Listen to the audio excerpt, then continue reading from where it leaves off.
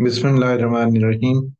We are going to talk about the genocide in Gaza. It is a story of the brittle fruits of capitalism and fanaticism.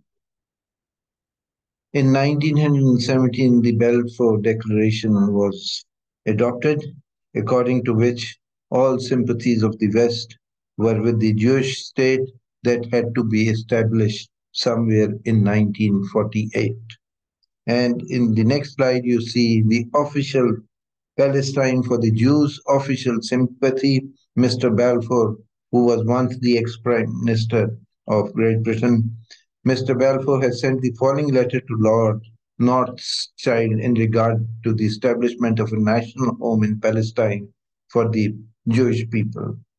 His Majesty's government view with favor the establishment in Palestine of a national home for the Jewish people and will use their best endeavors to facilitate the achievement in this subject. It is being clearly understood that nothing shall be done which may prejudice, etc., etc. I should be grateful if you would bring this declaration to the knowledge of the Zionist Federation. A century has passed since the Balfour Declaration was made, and from that day onwards, the Zionist state of Israel has been established and is expanding with the help and connivance of the West. Women and children are dying, and the world governments, especially the Arab world and the Western world, are guarding their interests. They have become the childs of Mammon, and Mammon is the god of wealth. One of the brittle fruits of capitalism is Mammonism, greed for wealth. In 1917, Balfour laid the Zionist plan of creating a Jewish state in Palestine. That plan, with the collaboration of the United Nations and the Western world, resulted in the establishment of Israel in 1948 on the Palestinian land.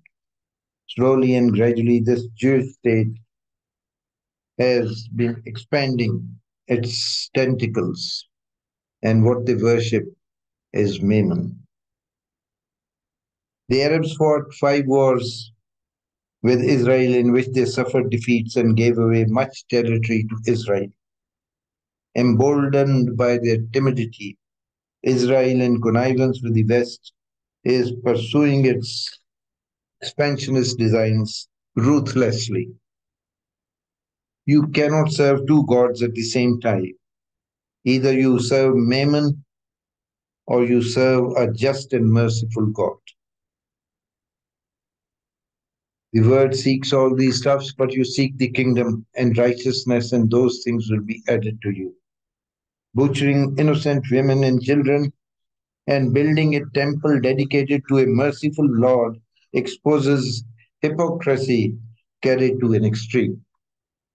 Whatever is the outcome of this gruesome war, one thing is clear: the oppressors and the oppressed stand exposed before the eyes of a just Lord.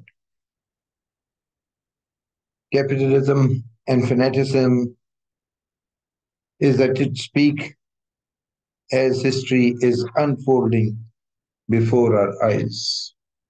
And material things lost can be found, but there's one thing when lost cannot be found, that is life and faith. Building a temple on the dead bodies of women and children and then seeking salvation is something very, very ridiculous. Thank you.